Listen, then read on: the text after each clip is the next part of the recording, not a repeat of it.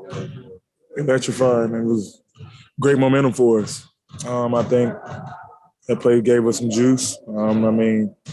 Just making plays. I think we talk about making plays on both ends of the court, and that's what he did. He just made plays. So definitely feed off of it. Good. The whole play, steal. Take us through it. It's playoffs, man. You're going to get some crazy plays like this, and I expect it. I just don't know who to expect it from, but you're going to get stuff like that in the playoffs, and obviously it being at home, that definitely helps the crowd, helps the energy in the building. How do you put the win in context in the sense of real big, and then it got closer at the end? Do you look at more of how you guys played up until that point, or do you do more of how the game ended? Well, I just felt like we just relaxed a little bit. They're late, and obviously where we at now in the playoffs, teams have pride, and they're going to keep playing throughout the whole 48 minutes. So we got to do the same thing. I think we didn't end the game the way we wanted to. But I think it's a learning experience for us to just keep our foot on the gas, keep the team down, don't give them any life. And last night we gave them a little life, so I didn't like it. When you, we've talked so many times, and you're like, trust the work, preventing the shot of fall. Yeah. How did that feel last night?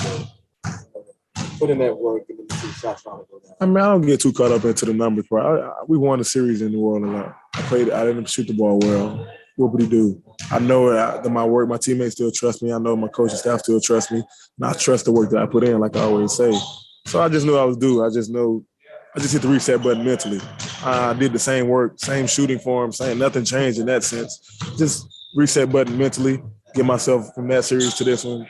And that's what you saw last night. And I'm just taking it one game at a time. Jay, against a team that likes to go 5 out and drive, what are the challenges between helping each other but not over-helping in a sense to lead to? Yeah, it's a read. It's just a read. We talk about it. You got to know when your teammate is beat and you feel like you need to help them. And it's a feel to the game. Like coaches can't really coach it. We can't coach ourselves. We got to go out there and all 5 guys on the court got to be on the same page and read and react to one another. I think that's the hardest thing about what they present is the 5 wide is you when to overhelp and when not. So they have shooters everywhere. So you got to just feel the game out. Our bigs have to feel when to come and help protect at the rim and when not to. So it's a feel thing. Is it one of those things to that point where after one game you're starting to get a much better feel for how they like to do it, and then later on in the series you start to? It's Jason Kidd over there and Luka Doncic. I know those are 2 smart individuals. So Doncic do a great job of just reading the game and knowing where all his teammates are on the court. So it's a chess. We're playing chess right now. It's the playoffs. I don't know what to tell you. These guys are really good at creating shots and creating shots. Luka does a great job of creating shots for himself and for others. So we got to do a good job of just filling the game out, making sure we get to their shooters and trying to limit those guys as much as possible.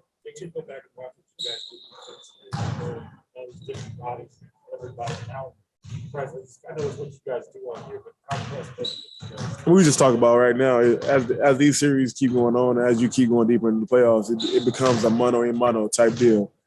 Less schemes, you know what I'm saying? So we talk about taking the challenge. You got to take on the challenge, whether it be guarding Luka, whether it be boxing out Powell, if you're a smaller individual. You got to take on that challenge, and I think last night we met the challenge, and we passed that test. But that test is going to be another 24 hours. So we have to keep taking on that challenge. You got to keep being a man and being mano-a-mano and taking on the challenge and meeting force with force. So that's what it comes down to. That's what playoffs is about. Jay, speaking of help, when you guys are guarding the pick and roll, DeAndre's in drop, you're helping, you're at the nail, you're thinking about where to position your body.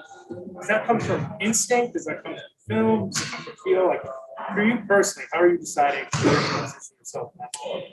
I think you put all those things into one. You watch film on your opponent, you know their tendencies, what they're trying to do. And I think once you get in the game, you got to feel the game out. You got to read and react. And I think it's a commodity of all those things coming together. I think you have to truly know the rotations. You got to know what your teammates are doing. You got to be on the same page as everyone else. To put it, it's just a domino effect. It's just a triple effect of just a lot of things going in your favor. But obviously, knowing your opponent is probably the number one thing of what they're trying to do and what the Mavs are trying to do on the offensive end. Jay, last night we talked to seemed a little annoyed, for lack of a better term, about the way you guys closed things out.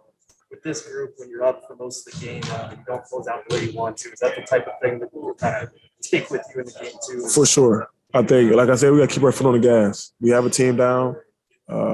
Game one to set a tone of the series, you got to stay with it. And I think last night we just let up. Thought time was running out.